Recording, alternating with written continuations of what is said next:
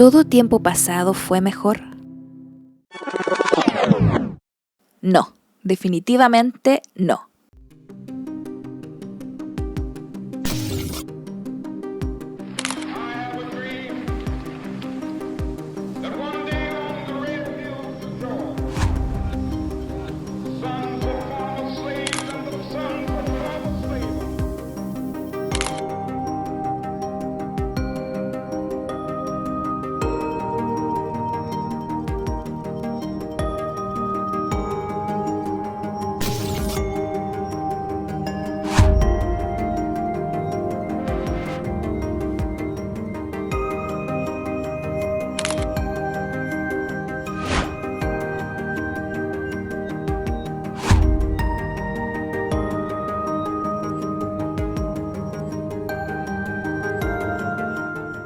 Entonces, ¿por qué a tantos de nosotros nos gustan las cosas antiguas?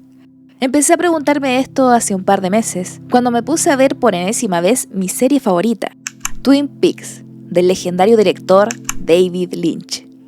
Twin Peaks se estrenó el mismo año en que yo nací, 1990. Mi amor por ella no se debe, por lo tanto, a mi nostalgia por una época que viví y ya no se repetirá, ya que yo estaba grande. Tenía 20 años cuando descubrí esta serie y me voló por completo la cabeza. Ya entonces me di cuenta de que la estética de Twin Peaks era algo novedoso por tratarse, paradójicamente, de algo viejo. Pensé, ¿por qué no se filman cosas así, con este tipo de diálogos, con este tipo de tomas, con este tipo de música? Y hasta el día de hoy no he encontrado una serie que supere a Twin Peaks. Sigue allá arriba, en el podio más alto de mis series favoritas.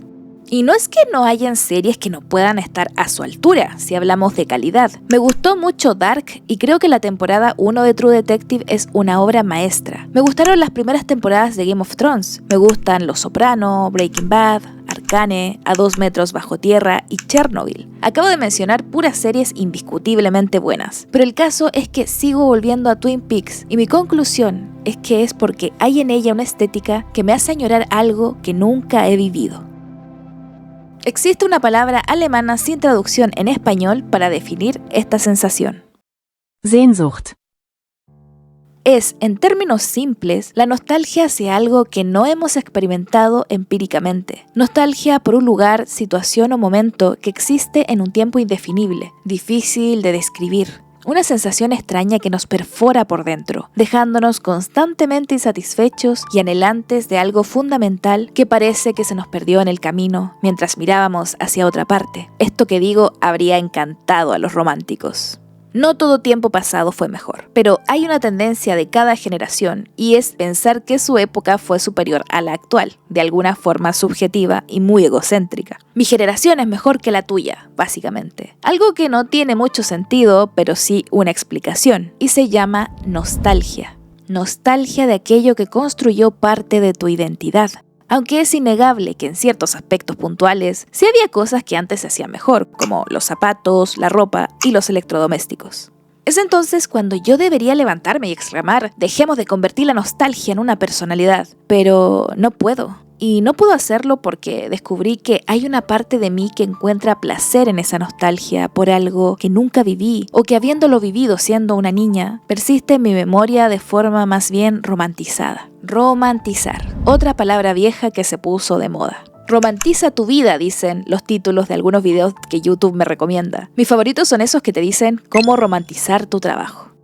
Y hablando de romantización, no cabe duda de que muchos de nosotros perseguimos un ideal romántico de la vida, y por eso nos gustan las cosas retro. También explica que se haya puesto tan de moda el terror analógico, que intenta replicar esa estética noventera de la que yo misma formé parte, con los videos de cintas VHS, con los extraños comerciales que aparecían en televisión a altas horas de la noche, y los videos musicales de MTV. Los seres humanos somos, por lo general, criaturas que rara vez viven en el presente, que anhelan el futuro por una parte y lo tradicional por el otro. Es un inconformismo natural que tiene bases sociológicas muy interesantes.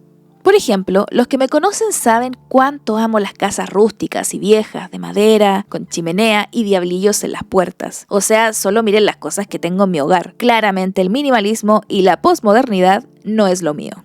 Y sí, chicos, me declaro una desilusionada de la estética contemporánea, con esas fachadas planas, minimalistas y esa pulcritud que aspira a una perfección idealista y pesadillesca, digna de una pesadilla kafkiana moderna. Es como si intentáramos imitar lo plano en todos los aspectos de nuestras vidas, para alegría de los fans de la manzanita. El minimalismo está de moda, y como buena bruja que vive en su cabaña del bosque, detesto los muebles IKEA. Detesto los edificios departamentales que se levantan contra el cielo como piezas de Tetris con las que ningún gigante querría jugar. Pero, y sé que algunos de ustedes se sorprenderán por lo que voy a decir, lo cierto es que no detesto el arte contemporáneo, pese a que prefiero las viejas vanguardias. Considero que hay mucho arte contemporáneo posmoderno que es genuinamente bueno, pero es que hay otra parte del mismo que es una gran tomadura de pelo y eso es innegable. No puedo culpar a la gente que no lo soporta, pero ya profundizaremos en esto en otro video. En fin, que soy una romántica, pero no soy una radical. Ay, Numi, ya te fuiste en la profunda, que yo vine a ver un video sobre la posmodernidad y el arte de Odd Nerdrum. ¿Por qué me cuentas tu vida, crack? Tranquilos, que ya vamos a llegar a ello. Volviendo al tema del romanticismo, es curioso pensar que los artistas románticos perseguían lo mismo que los artistas posmodernos, pero con líneas de acción y pensamiento muy diferentes en sus respectivas corrientes. Y no se me vayan ahora, por favor. Les prometo que esto que les voy a contar a continuación es tan didáctico como divertido. Les va a servir para romper el hielo cuando haya silencios incómodos. Acuérdense de mí. Por un lado, los románticos se rebelaban contra el racionalismo de la Ilustración, buscando una conexión más profunda con su espíritu. El objetivo de los románticos era darle énfasis a las emociones, a la imaginación y la individualidad por encima de la razón y las reglas formales que tanto gustaban a los humanistas de esos tiempos. Ellos querían soñar, sentirse libres de las ataduras del racionalismo y gracias a eso surgió poesía buenísima, todo hay que decirlo. Y por otro lado, los posmodernos también querían rebelarse, y para ello decidieron desafiar las jerarquías artísticas como respuesta a los fracasos del modernismo y la desilusión que siguió a la Segunda Guerra Mundial. Básicamente, los posmodernistas querían divorciarse de los modernistas, herederos de esa ilustración que también detestaban los románticos, con su énfasis en la razón, la ciencia y las verdades universales. Hasta aquí, ambos grupitos parecen llevarse bien. Ya, pero Numi, ¿qué diablos es el posmodernismo? Primero, no quiero que confundan posmodernismo con posmodernidad. Lo primero tiene que ver con un movimiento estético, lo segundo con algo social. O en palabras del filósofo Ernesto Castro, la modernidad surgió como el modelo cultural del capitalismo y el consumo dominante que nació en Estados Unidos y que a partir de allí colonizó el imaginario del resto de sociedades en una proyección imperialista del modelo norteamericano. Posmodernidad serían Apple, IKEA y Starbucks, para que me entiendan. El posmodernismo, en cambio, es el rechazo hacia los desastres de la modernidad desde un punto de vista estético, y como consideraron que la modernidad había fracasado, había que matar al padre, básicamente. Vamos, como pasa con la generación Z y Millennial, que está resentida, y con justa razón, con la generación de sus padres por darles un futuro donde los precios de las viviendas están por las nubes y apenas les alcanza el sueldo para alquilar un piso de 20 metros cuadrados, a pesar de tener más títulos y estudios que ellos. Perdón chicos, me exalté un poquito. La cuestión es que el posmodernismo, a diferencia del romanticismo, se caracteriza por no tener muy claro lo que quiere. Es una rebelión de rebeldes confundidos. Entre sus características principales estaría el rechazo a las ideologías globales que pretenden explicarlo todo, como el marxismo, el cristianismo o la ilustración.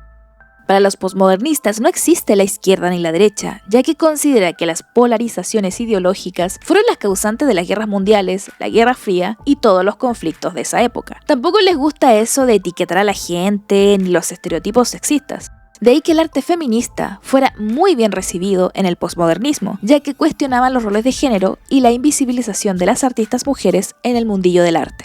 Que eso de dividir el mundo en blanco y negro es muy poco posmoderno. No es para nada dualista. Por eso el posmodernismo suele mostrarse escéptico ante los dogmas del pasado y se centra en la fragmentación, la pluralidad, la multiplicidad y el relativismo a niveles que muchos consideran un poco extremos. En ese sentido, el posmodernismo adopta la idea de que no existe una única verdad o realidad, sino múltiples verdades que compiten entre sí. De ahí que les encante subjetivizarlo todo. O como afirmó Bell Hooks, el posmodernismo, como política de las diferencias, adopta los valores y las voces de los refugiados, de los marginados, de los explotados y de los oprimidos. Suena lindo, pero esto está muy lejos de ser cierto en la práctica. Este punto francamente me gusta mucho desde lo filosófico y político, pero cuando se traslada al arte es cuando surgen los problemas para muchos de nosotros, ya que el arte contemporáneo, el hijo pródigo de la posmodernidad y el posmodernismo, no le gusta a casi nadie que no sepa a fondo sobre arte. Peor si hablamos de arte conceptual y experimental. Puedo decir que solo el 1% de la gente que conozco me ha dicho que les gusta el arte contemporáneo, mientras que el otro 99% lo encuentra superficial, vacío, confuso, una estafa y sobre todo elitista. Y creo que estoy de acuerdo especialmente con lo último. Y es gracioso porque el posmodernismo buscaba justamente lo contrario, desafiar a las élites que decidían qué era y no era arte, reírse de esos señores pedantes y enchaquetados que pretendían encorsetar el arte en base al puro virtuosismo técnico. Y es entendible, yo misma pienso que el puro virtuosismo no hace que una obra de arte sea buena, tiene que haber algo más, como una idea, un trasfondo, algo que quieras comunicar. Pero es que los posmodernos, en su afán por desafiar a las élites al subjetivizar el arte al máximo, a un punto en que cualquier cosa puede ser arte si la idea que quieren comunicar es profunda, ya que a ellos les importa más la idea que la forma, han acabado por convertirse ellos mismos en las élites. De ahí que muchos estudiantes de bellas artes terminan sus carreras decepcionados porque los fuerzan a hacer arte conceptual y postmoderno, siendo que ellos también quieren aprender a pintar con técnicas de claroscuro, dibujar paisajes y hacer arte clásico. Vamos, que nos fuimos de un extremo a otro. Muchos estudiantes de arte huyen espantados de este relativismo forzoso que les tratan de imponer y los entiendo. No todos queremos hacer arte conceptual y experimental. Algunos sí sentimos amor por la forma, no solo por los conceptos. Tenemos entonces otro fracaso. El fracaso del posmodernismo, que en su intento por desafiar al capitalismo y a las élites, acabó siendo profundamente capitalista, polarizante y elitista. Por eso no es de extrañar que el término amparte, o sea, el arte de no tener talento, según nos dice su creador, Antonio García Villarán, se volviera tan popular, para irritación de muchos intelectuales y todos aquellos que entendemos un poco más de arte. Siendo sincera, yo no soy muy fan de los ampartistas, creo que es un término que se usa mal y con muy poco conocimiento, pero de eso ya hablaremos en otro video. Tengo demasiado que decir sobre el controversial Antonio García Villarán. El caso es que en términos generales, a mucha gente no le gusta el arte que se expone actualmente en las galerías, y ese síntoma de malestar no abarca solo a las bellas artes, sino a gran parte de la industria del entretenimiento. Todas las generaciones se enfrentan contra el muro del progreso y los cambios de una manera u otra. Son incontables las veces que he visto quejas sobre el CGI, sobre la falta de originalidad de los guionistas de la industria cinematográfica, sobre el abuso del 3D, que por qué no vuelven las maquetas y efectos especiales más ingeniosos como hicieron en las pelis de Peter Jackson, que por qué ya no hacen películas en 2D, siendo que se veían mucho más bonitas antes, que por qué los edificios son tan feos, que por qué ahora una banana pegada en la pared tiene más valor artístico que un cuadro de Artemisia Gentileschi o Rembrandt, que por qué ya no hacen películas como las de Tarkovsky, etcétera, etcétera. Y con la proliferación de las inteligencias artificiales, las quejas no han hecho más que aumentar, ya que consideran que lo contemporáneo sería el epítome de la superficialidad y el empoderamiento del consumismo y el capitalismo por sobre el buen gusto. Una opinión que cierto artista ha convertido en su filosofía personal.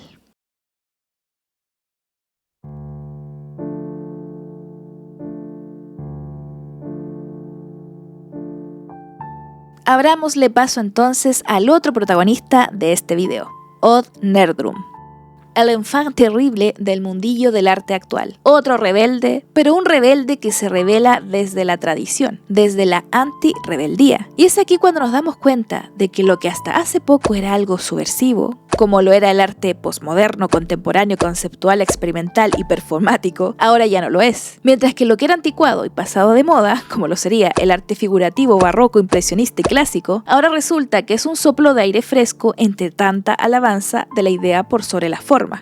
Y no es raro que esto pase, ya que una vez que se agota la fórmula, todo se siente repetitivo. La gente va al museo sintiéndose tonta, sintiendo que ya han visto todo lo que el arte conceptual y posmoderno tenía para ofrecer. Y por eso Odd Nerdrum gusta tanto hoy en día. Su visión única, su estilo y su enfoque filosófico de la pintura le han granjeado seguidores incondicionales, pero también muchos detractores. Pues Nerdrum se ha rebelado contra el postmodernismo de una forma que algunos incluso han tachado de sectaria. Y no lo digo metafóricamente. Muchos acusan a Nerdrum de haber fundado una secta de artistas locos, aislados y mente colmena. Pero ya voy a llegar a eso, ya se viene lo bueno.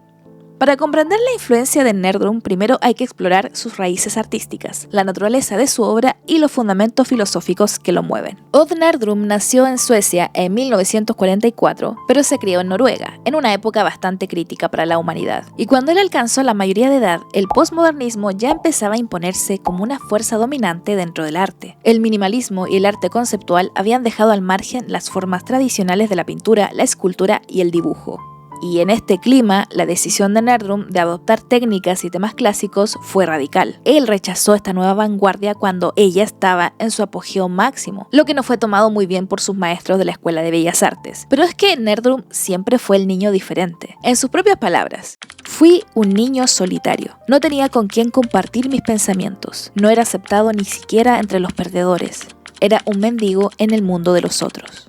Con cierto sentido de desamparo y soledad al no poder sentirse a gusto con las nuevas tendencias del arte, Nerdrum prefirió refugiarse en las enseñanzas de maestros de otros tiempos, como Caravaggio, Tiziano o Rembrandt. Le enamoraba el realismo, el tratamiento de luces y de sombras en los claroscuros, así como la profundidad en la representación del alma humana a través de esos lienzos. En una época en la que muchos artistas habían abandonado el laborioso proceso de la pintura en favor de medios más inmediatos y que consumían menos tiempo, la dedicación de Nerdrum a la precisión técnica le diferenciaba de los demás. Esto lo lleva a crear obras muy íntimas, algo surrealistas. Y aunque parezca gracioso, a la élite artística de su país no le hizo ninguna gracia esta especie de provocación, sobre todo porque muchos de quienes odiaban y odian el arte postmoderno suelen ser personas tiradas hacia la derecha, personas conservadoras. Y esto no se veía con buenos ojos en la época de la posguerra. Para muchos, Odd Nerdrum es considerado un reaccionario, pero para otros representa el renacimiento del arte clásico. Muchos sienten que él hizo una declaración de guerra contra los artistas que solo buscan la originalidad y la idea por encima de las formas, el virtuosismo y la emoción. Y no es raro que Nerdrum guste, ya que el gran problema del postmodernismo, como comentaba antes, es que para ellos todo vale siempre y cuando el artista se inserte dentro del canon, siempre y cuando el creador huya de los grandes temas para refugiarse en la búsqueda incesante de la innovación, la originalidad y la provocación, algo que a Nerdrum le parece muy aburrido. En sus propias palabras, el arte contemporáneo es un barco a punto de naufragar porque no tiene dirección y solo busca provocar por provocar. La innovación y la originalidad carecen de importancia. Mi verdadero objetivo es sumergirme en las profundidades de la naturaleza humana. El postmodernismo me parece viejo y triste. He visto tanto de él que ya me tiene harto. Y es que para Nerdrum, la rebeldía de los nuevos movimientos de vanguardia se ha convertido en una mera convención que aleja al artista de lo genuino, pero no de la sociedad mercantilista con la que se relaciona. Esta paradoja que mencionábamos antes, subversivo, pero hasta por ahí nomás, ya que el capitalismo y el arte contemporáneo, que gusta tanto a las élites del arte, se retroalimentan vorazmente. Entonces, para Nerdrum no es el arte clásico, sino el postmoderno, el que representa a lo reaccionario, y lo deja muy claro cuando dice: el artista se ha convertido en un inútil, cuando mucho puede aspirar a ser un decorador, una mascota, un pesado. La gente de nuestro tiempo no se ha visto nunca realmente retratada, por lo tanto, carece de un sentido visual de sí misma. Hoy el retrato es siempre directa o indirectamente fotográfico, pero la imagen del ser más profundo del hombre ha dejado de existir. Tengo que decir que esta declaración de él me parece un poco discriminatoria con el arte de la fotografía, pero bueno. Justamente esa exposición del humano desde la esencia de sus emociones es lo que atrae a Nerdrum al pintar sus obras. Así es como, sin proponérselo, se convierte en un representante de un estilo alternativo. Ahora lo underground ya no es el postmodernismo, sino este tipo de arte más clásico que propone explorar la condición humana desde las técnicas tradicionales que tanto parecen detestar muchos críticos y galeristas del mundillo del arte actual.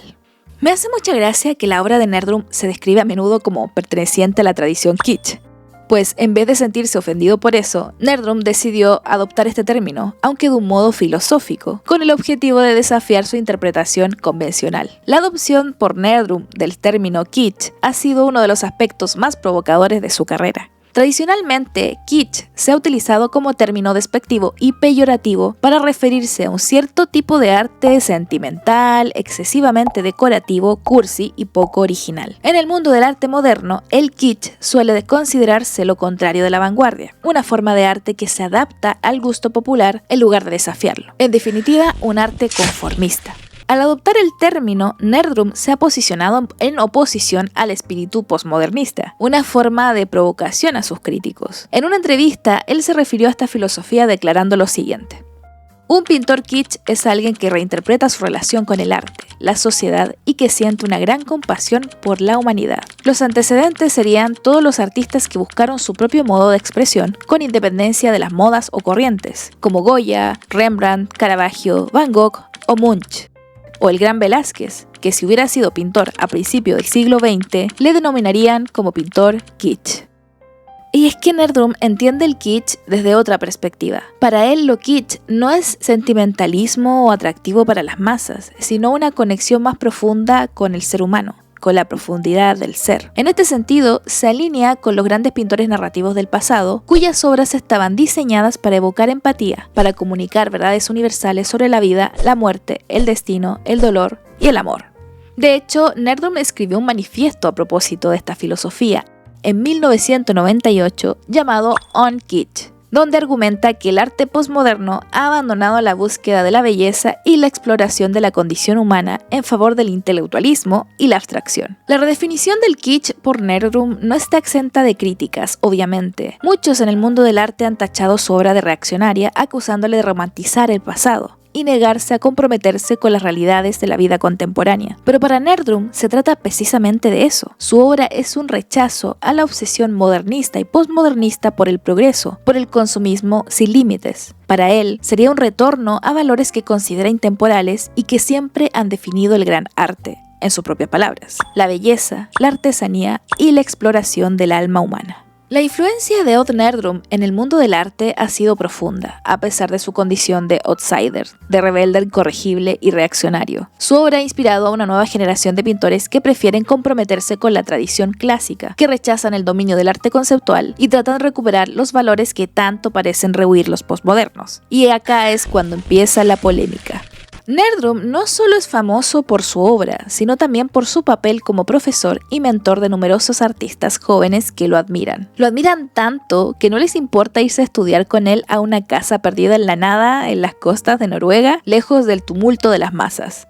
Porque sí, de hecho en su página web aparece que puedes postular a una especie de pasantía en la casa de Nerdrum para aprender de él sin pagar alojamiento ni nada, a cambio de que le ayudes y hasta le sirvas como modelo para sus obras. Algo que muchos consideran turbio. Y yo no sé ustedes, pero sí está medio raro que un pintor le pida a sus alumnos que posen para él. Para muchos, esta especie de colectivo de artistas seguidores de Nerdrum, que se van a vivir con él a una granja remota de Noruega y llamada por ellos mismos Orden de Memorosa, tiene las características típicas de una secta, sobre todo porque son bastante dogmáticos, ya que tienen que cumplir una serie de normas si quieren ser aceptados en ese grupo. Si me preguntan a mí, creo que es demasiado apresurado e imprudente llamarlos secta, ya que realmente no hay ninguna prueba de que lo sean, solo son especulaciones. Es raro, sí, pero no sé si secta sea la palabra correcta, al menos hasta que se demuestre lo contrario. Otra cosa que se me hace rara e innecesaria es esta manía de Nerdrum por vestir siempre así, como un pintor del siglo XVIII. Siento que en ese afán por llevar la contraria al postmodernismo, también está cayendo en lo mismo que critica, encasillarse demasiado al punto de resultar extravagante. Vamos, que para mí tanto Nerdrum como sus detractores son caras de la misma moneda. No se abren a nuevas formas de pensamiento, solo quieren sentarse a mirar el mundo desde su reducida perspectiva de las cosas, a un punto en que su propia narrativa llega a resultar cuadrada, cerrada y cansina.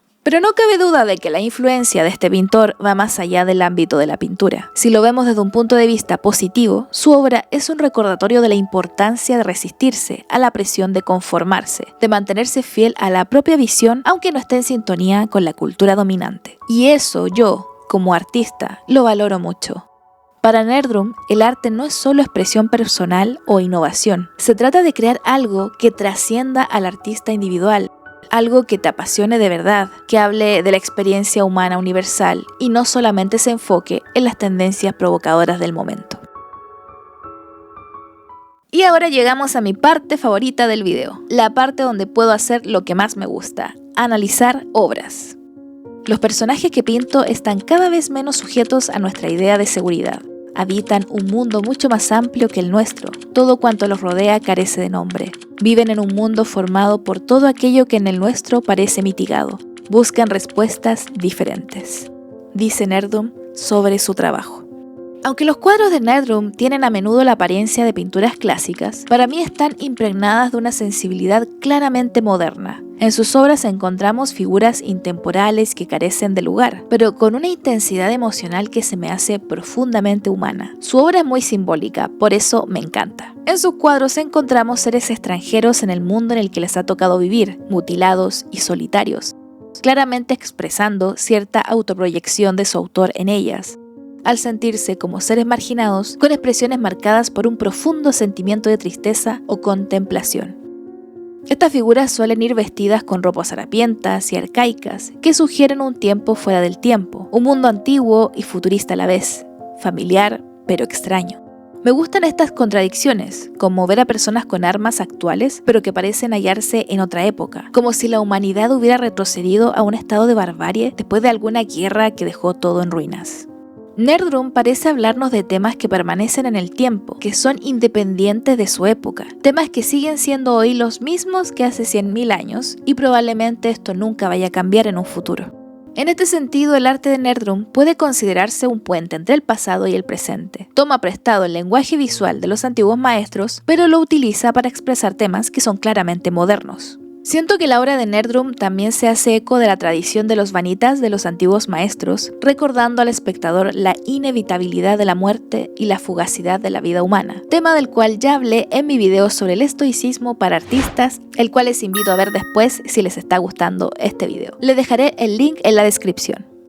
Y bueno chicos, he elegido algunas obras de Nerdrum para comentarlas y analizarlas. Son las que más me han llamado la atención, las que más me gustaron a mí. Tengo que decir que encontrar obras de este pintor en buena calidad en internet no fue nada fácil. Buena parte de su trabajo parece perdido, así que perdonen si algunas no puedo enseñarlas en buena calidad. También hay obras que no mostraré enteras porque, si bien mi contenido es artístico y educativo, lo cual no atenta contra las normas de papi YouTube, igual prefiero no arriesgarme a que me metan un strike por enseñar cosas muy explícitas, si ustedes ya me entienden. Lo primero que quiero comentar es la transición de las primeras obras de Nerdrum a las actuales. En sus primeras pinturas de los años 70 se ve más realismo. Claramente hay una obvia influencia de Caravaggio. Por ejemplo, 5 pinturas muy interesantes son El arresto, El asesinato de Andreas Baader, Seguridad social, Refugiados junto al mar y Hepatitis. Son interesantes porque muestran el interés de Nerdrum en esta época por su contexto social, por los marginados, por los odiados. Por ejemplo, El asesinato de Andreas Baader nos habla del terrorista alemán Andreas Baader, quien fue arrestado en 1977 y luego declaran que se había en prisión, evento ante el cual muchos reaccionaron con escepticismo. Pero Nerdrum decidió ir un paso más allá, retratarlo como un mártir. Es una composición típica de la cruz de San Andrés y la colocación de las figuras recuerda a la crucifixión de San Pedro de Caravaggio.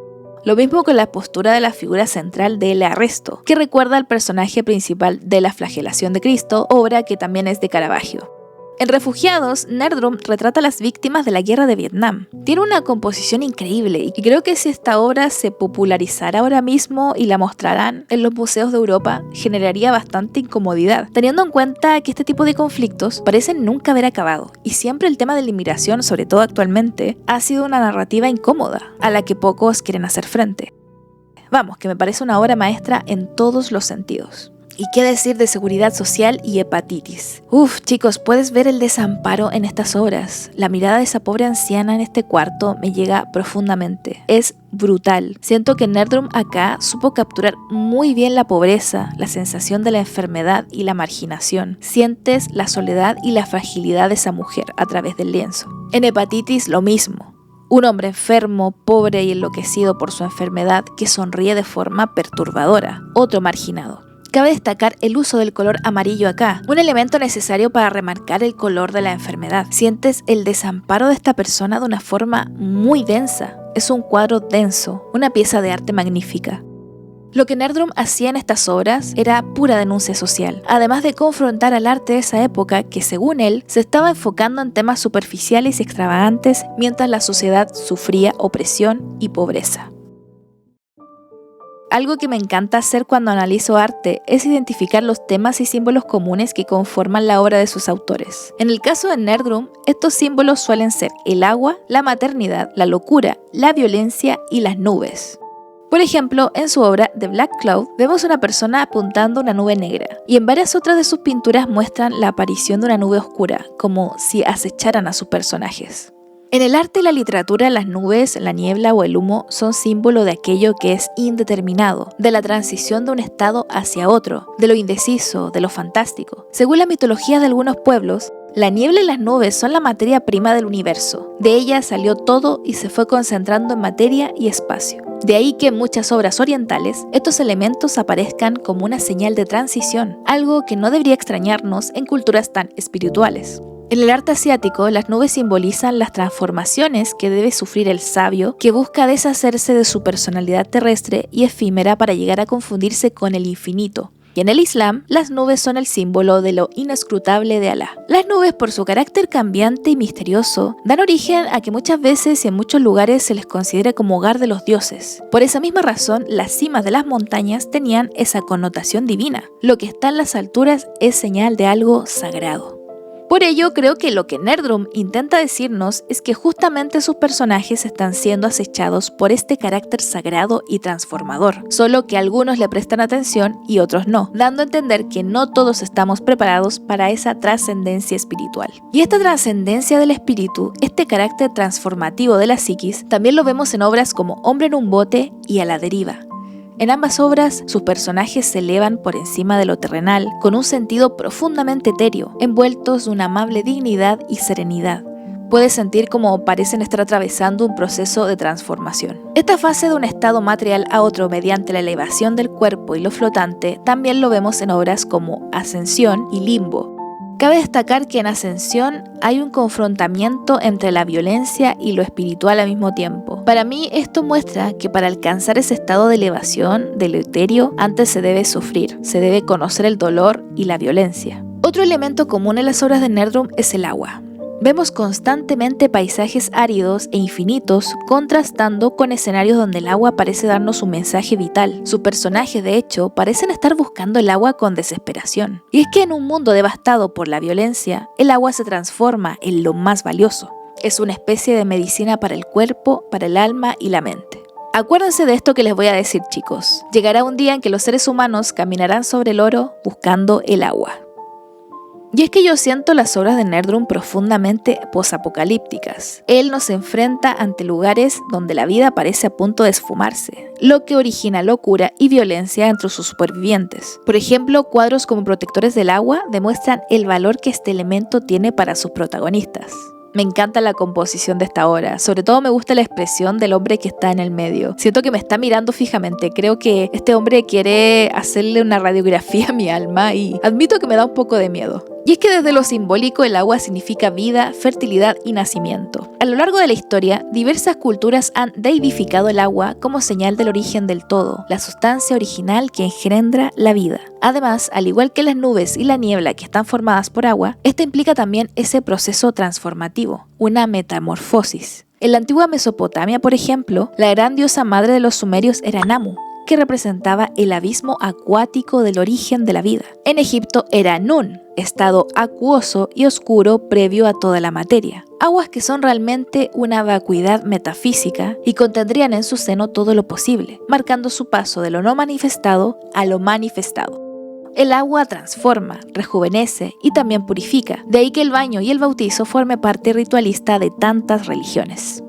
En sus inicios, el propio planeta Tierra que habitamos era mayormente oceánico. Los primeros seres vivientes provienen de las aguas. El agua tiene además ese símbolo de lo femenino, de lo materno, de lo fértil, debido a que los bebés antes de nacer están protegidos por el líquido amniótico. Pero así como el agua se asocia a lo femenino, también es el caos impredecible, que un día es amable y tranquilo y al otro violento e implacable. Y si nos vamos a Platón, este denomina al río de la vida como Leteo, que es el río del olvido, del cual las almas beben antes de reencarnarse. algo que vemos en algunas obras de Nerdrum, con personas bebiendo desesperadamente de pozas, ríos y charcos. En la filosofía platónica, el desvelamiento de dicho olvido se denomina como aletheia, el cual nos permitirá recordar nuestra verdadera esencia supratemporal, para volver al origen del todo.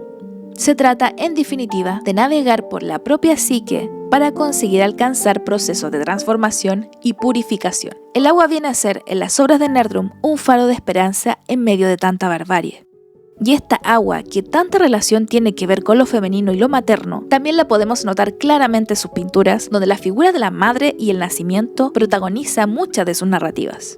Dos obras que me encantan son Su hija y Madre enojada. Me fascinan por la expresividad que tienen. Al ver los rostros de estas mujeres me siento paralizada y conmovida. Son expresiones brutales que traspasan el lienzo y no me imagino cómo debe ser observar estas obras en vivo y en directo. Creo que Nerdrum es un genio absoluto pintando rostros. En sus pinceladas surgen las expresiones de una manera casi abyecta. Me parece súper genial. O sea, solo miren las caras del cuadro Caníbales y Madre enojada. Me parecen sobrecogedoras. Sientes que la cordura de estas personas definitivamente sufrió un quiebre irreparable. Otras tres obras que me gustan son Sísifo, donde vemos claramente un autorretrato de su autor como Sísifo, ese personaje icónico de la mitología griega, que al llegar al Hades es castigado a empujar una piedra enorme cuesta arriba por una ladera empinada, pero antes de que alcanzase la cima de la colina, la piedra siempre rueda hacia abajo. Así, Sísifo debe empezar de nuevo desde el principio, una y otra vez. Una historia que ha fascinado a filósofos por su trasfondo existencial. La historia de Sísifo nos habla del sinsentido que parece tener la vida, de poner esfuerzos en algo sin aparente retribución.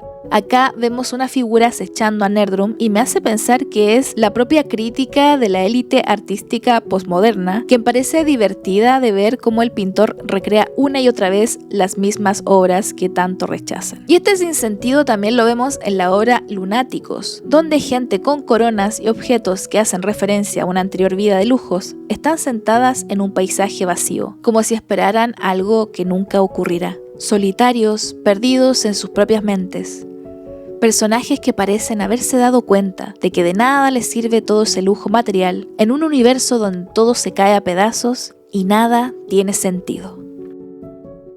Espero que hayan disfrutado este video y muchas gracias por aguantar la publicidad, no saben cuánto me ayudan solo con eso. Actualmente estoy viviendo de mi arte y también de mi canal, por lo que no puedo más que darles infinitas gracias por todo su apoyo. Como siempre, quiero agradecer a los miembros de las membresías más altas del canal que tienen acceso a contenido exclusivo, así como a una suculenta biblioteca de libros de arte y filosofía, y ellos son Faldrick, Felipe Marino, Pablo Gallardo, Skater Destroyer, Demian, Mae, Isidora Solorza, Alejo Adventures, Elena Castro, Nacho Maza, Negatividad, Bri, Miriam Pon la Tetera, Pedro H, Cabeza de Nabo, Mielcita, Nicor de Briclón y Joaquín Monrocle. Muchísimas gracias a todos ellos y también infinitas gracias a los miembros de la tier Honguito, los cuales estarán viendo aparecer a continuación. Recuerden que también pueden seguirme por Instagram, donde siempre estoy activa y subo mucho contenido de valor. Un abrazo enorme a todos y recuerda que no necesitas ser un genio para ser un artista genial. Hasta pronto.